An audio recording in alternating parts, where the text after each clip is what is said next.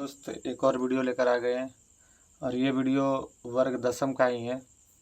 और इस वीडियो में वर्ग दसम का हिंदी का किताब का बहादुर शीर्षक का सब्जेक्टिव क्वेश्चन आंसर किया गया है और इसके साथ में उसका व्याकरण भी किया गया है।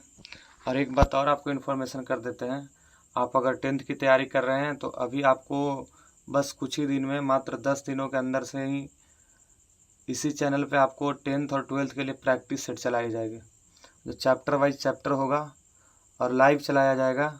और इसके साथ साथ व्याकरण का भी हर टॉपिक से होगा, इसके बाद पूरे किताब से भी होगा। मतलब सब तरीके से प्रैक्टिस सेट चालू किया जाएगा। बस आप क्या कीजिएगा, चैनल के साथ जुड़ जाइएगा और आपको टाइम भी दे दिया जाएगा, बता दिया जाएगा।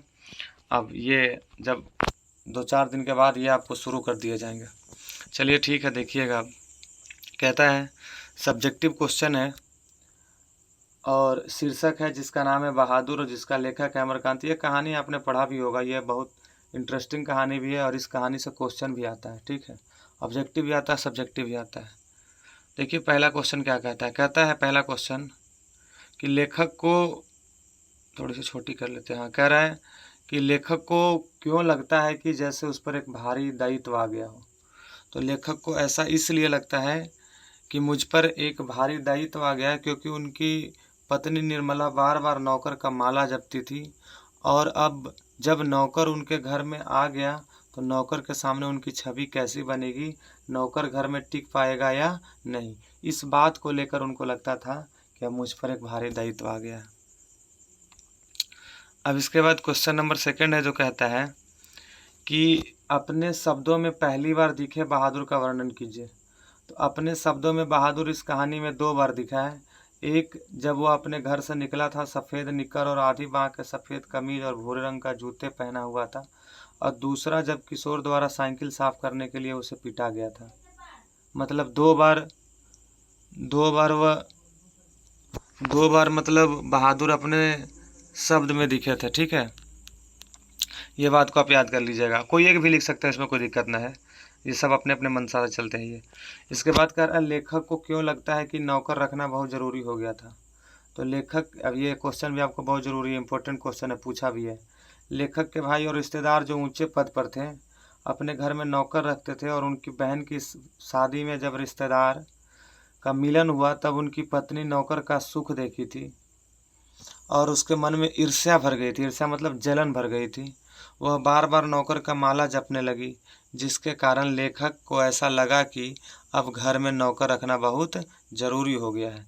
इसके कारण उन्हें ऐसा लगा था, मतलब उनकी पत्नी जब उनके अपने भाई के विवाह में जब गई थी तो देखी नौकर का सुख, तो इससे वो ईर्ष्या होने लगा। मतलब निर्मला को होने लगी थी ईर्ष्या। ईर्ष्या मतलब जलन। अब वो बार बार अपने पति को कह रही थी तो पति को भी अब ऐसा लग गया था कि अब नौकर रखना बहुत ज़रूरी हो गया था।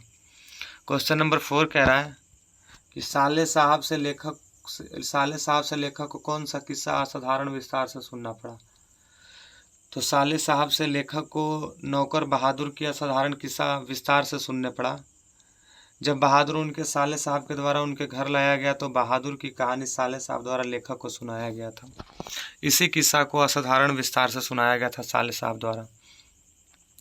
इसके बाद क्वेश्चन नंबर 5 क्या कहता है, देखिएगा छोटे। कह रहा है बहादुर अपने घर से क्यों भाग गया था। तो जब वो अपने भैंस को चराने ले गया था और चराने के क्रम में भैंस को 1-2 डंडे पिटाई कर दिया था। बाद में इसकी माँ ने उसे दुगना पिटाई की, जिसके कारण बहादुर अपने घर से क्या कर गया था, भाग गया था। ये ऑब्जेक्टिव में भी क्वेश्चन आता है, याद रखिएगा। इसके बाद क्वेश्चन नंबर 6 है कि बहादुर के नाम से दिल शब्द क्यों उड़ा दिया गया, विचार करें। तो बहादुर के नाम से दिल शब्द लेखक के पत्नी निर्मला ने उड़ा दी क्योंकि उनका मानना था कि दिल शब्द का प्रयोग हम सभी के लिए नहीं बल्कि अपने खास के लिए करते हैं। उदारता पूर्वक उड़ा दी थी क्योंकि ये निर्मला को मानना था कि दिल शब्द का प्रयोग सभी के लिए नहीं, किसी खास के लिए किया जाता है। क्वेश्चन नंबर 7 है जो व्याख्या करना है। यह भी क्वेश्चन आपके एग्जाम में 5 नंबर में आते हैं। क्या कहता है सुनिएगा। कह रहा है उसकी हंसी बड़ी कोमल और मीठी थी जैसे फूल की पंखुड़ियाँ बिखर गई हो। यह पंक्ति कहा किसके बारे में गया होगा, सुनिएगा, समझिएगा। कह रहा है यह पंक्ति वर्ग 10वीं के हिंदी पाठ्य पुस्तक गोधली भाग 2 के गद्य खंड में लिखित कहानी बहादुर से लिया गया है। ठीक है, अब कहता है यह पंक्ति बहादुर के लिए प्रयोग किया गया है। जब उससे कोई कुछ पूछता था तो जवाब देने से ज़्यादा वह हंसता था। तब ऐसा कहा गया कि उसकी हंसी बड़ी कोमल और मीठी थी, जैसे फूल की पंखुड़ियाँ बिखर गई हो। ठीक। इसके बाद दूसरा क्वेश्चन है कि पर अब बहादुर से भूल गलतियाँ अधिक होने लगी थी। तो इसका व्याख्या होगा, यह पंक्ति वर्ग 10वीं के हिंदी पाठ्य पुस्तक गोधुली भाग 2 में कवि अमरकांत द्वारा लिखित कहानी बहादुर से लिया गया है। यह पंक्ति बहादुर के लिए कहा गया है।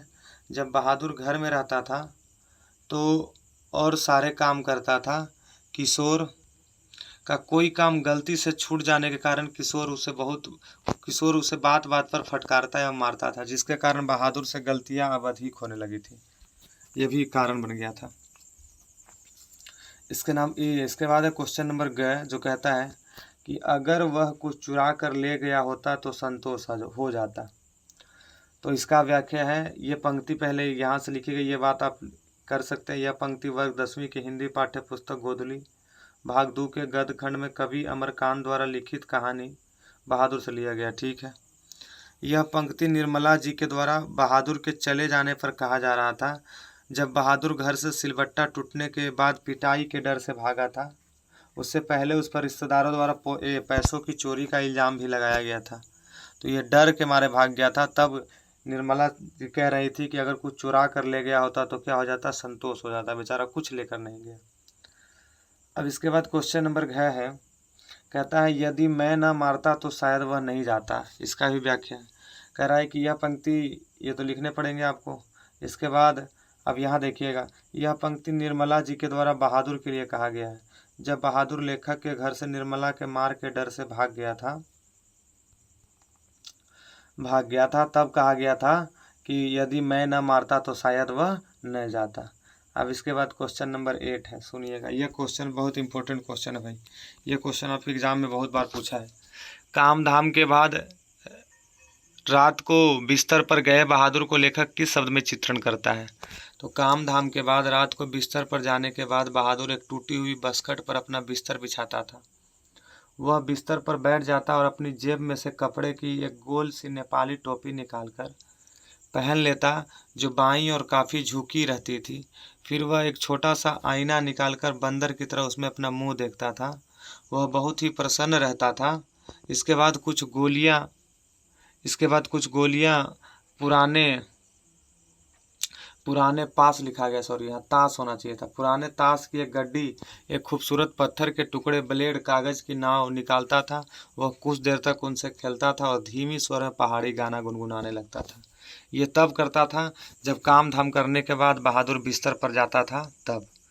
इसके बाद क्वेश्चन नंबर 9 है, क्या है? कह रहा है कि बहादुर के आने से घर और उसके परिवार के सदस्यों पर कैसा प्रभाव पड़ा? तो कह रहा है इसका उत्तर होगा, बहादुर के आने से उसके परिवार के सदस्यों पर आलसपन का प्रभाव पड़ा और वह बहादुर घर का सारा काम करता था, जिसके कारण परिवार के सदस्यों को घर की काम की कोई चिंता फिक्र नहीं होती थी। यह उसके घर और परिवार पर प्रभाव पड़ा था बहादुर के आने से। क्वेश्चन नंबर 10 क्या कहता है, सुनिएगा। कह रहा है कि किन कारणों से बहादुर ने एक दिन लेखक का घर छोड़ दिया?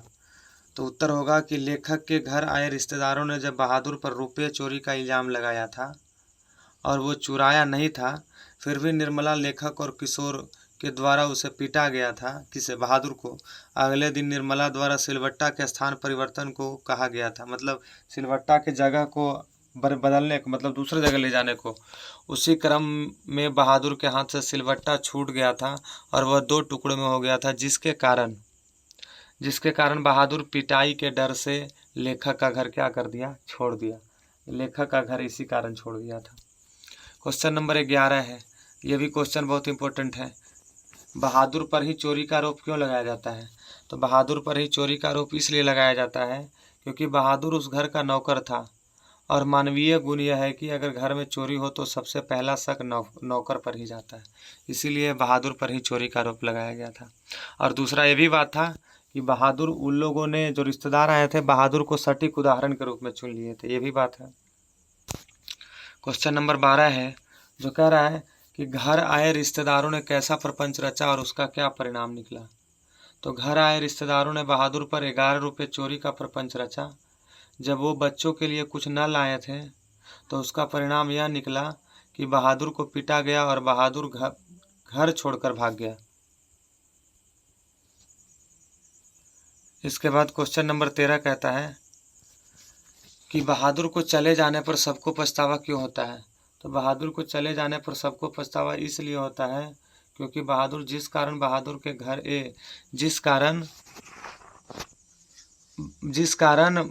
के घर से गया, नहीं सॉरी यहाँ पे गलती हो गया, क्योंकि बहादुर जिस कारण लेखक के घर से गया वह कारण असल में उसके लायक नहीं था। ठीक है, बहादुर नेक दिल का लड़का था जो किसी के बारे में भला बुरा न कहता था न सुनता था।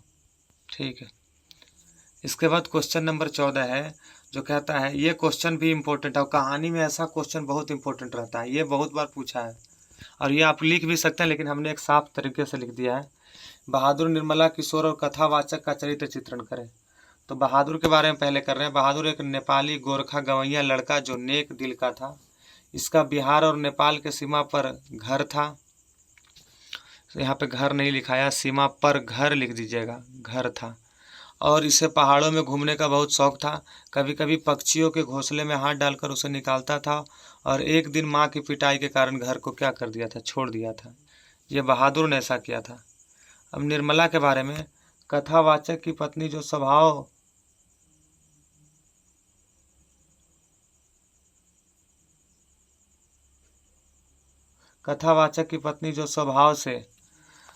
से मतलब क्या थी, यहाँ पे थोड़ा सा मिस्टेक हो गया। कथावाचक की पत्नी जो स्वभाव से ईर्ष्यालु थी, ईर्ष्यालु यहाँ पे लिख दीजिएगा, ईर्ष्यालु थी, ये छूट गया है। और इसके बाद लिखिएगा, जो बार बार घर में नौकर के लिए अपने पति को ताना मारती थी, फिर ईर्ष्यालु भी हो गई थी। समाज में इन्हें ऊंचा दिखाने का मन रहता था। किनका? निर्मला जी का।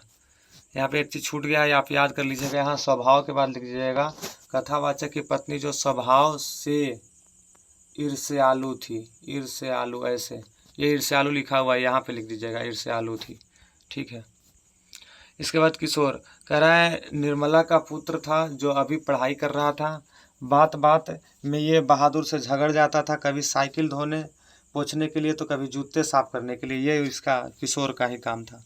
अब कथावाचक कौन है? लेखक। कहानी के पात्र, जिसमें पत्र यहाँ लिखा, पात्र होना चाहिए। कहानी का पात्र जिसने कहानी रची है, जो स्वभाव से सहनशील और किसी बात को गहनता से समझना और उन्हें भी समाज में ऊंचा दिखा लाने का शौक था, ये भी कथावाचक का ही काम था। इसके बाद क्वेश्चन नंबर 16 कहता है कि बहादुर कहानी छोटू में बड़ी बात कहती है कैसे। बहादुर कहानी में सबसे बड़ी बात होती है कि एक दिन बहादुर अपना कोई भी सामान नहीं ले जाता और घर छोड़कर चला जाता। यह घटना छोटी थी लेकिन अपने साथ बड़ी बड़ी बातें कह गई। यही बात कहता है छोटी मुँह बड़ी बात। अब इस चैप्टर का व्याकरण है, क्या है सुनिएगा। भाषा की बात, ये आप इसको कॉपी में नोट जरूर 100% कीजिएगा। इसी में से आपको 2 क्वेश्चन मिलेंगे मुहावरे का। तो कह रहा है, मारते मारते मुंह रंग देना, मतलब अपने अनुकूल ही बना लेना। इतना मारना कि जैसे आप हैं वैसा उसको बना देना। उसके बाद कह रहा है दूसरा क्वेश्चन, हुलिया टाइट करना, मतलब बुरी तरह से पीटना। हाथ खुलना, हाथों को चलाना या काम लेना। मज़े में होना, खुशीपूर्वक होना। बातों की जलेबी छनना, मतलब परेशानी होना। कहीं का न रहना, दोनों पक्षों द्वारा ठुकराया जाना, मतलब धोबी का कुत्ता न घाट का न घर का। 9 2 11 होना, मतलब भाग जाना, ये तो सबको याद रहता है। खाली हाथ जाना, असफल होना। बुरे फंसना, मतलब किसी समस्या में बुरी तरह फंसना। पेट में लंबी दाढ़ी, मतलब आयु से अधिक ज्ञान। इसके बाद फिर कहता है कि चहल पहल मचना, मतलब रौनक होना। इसके बाद अब है लिंग पहचाने। हाँ, ये भी चीज़ है, आप कर लीजिएगा। हमने साफ साफ सबको लिख दिया है। तो रुमाल पुल्लिंग है। ओहदा मतलब होता है पद, ठीक है, लेकिन यहाँ पद को नहीं पूछ रहा है, यहाँ ओहदा को पूछ रहा है, तो ओहदा पुल्लिंग शब्द है। भरण पोषण पुल्लिंग है। इज्जत आप जानते ही होंगे, स्त्रीलिंग है। झंझनाहट जो स्त्रीलिंग है। इसके बाद फिर देखिए क्या है, झंझनाहट के बाद है फिर फरमाइश। फरमाइश है स्त्रीलिंग। छेड़खानी स्त्रीलिंग। पुलई, पुलई कहते हैं किसको? पेड़ के मोटे तना को पुलई कहते हैं। फिक्र जो स्त्रीलिंग है। चादर भी क्या है? स्त्रीलिंग है। इस तरह से आपका ये पूर्ण चैप्टर आपके क्लियर हो गया। अगर आपके लिए ये चैप्टर उपयोगी होगा तो एक लाइक कीजिएगा, दोस्तों को शेयर करवाइएगा। बाकी फिर अगले बार अगले चैप्टर का चलेगा। और प्रैक्टिस सेट ज़रूर लगाइएगा, प्रैक्टिस सेट के लिए हम आपके लिए व्यवस्था करते हैं, बस कुछ दिन का वेट कर लीजिए, आप इस टाइम पे हाजिर हो जाइए।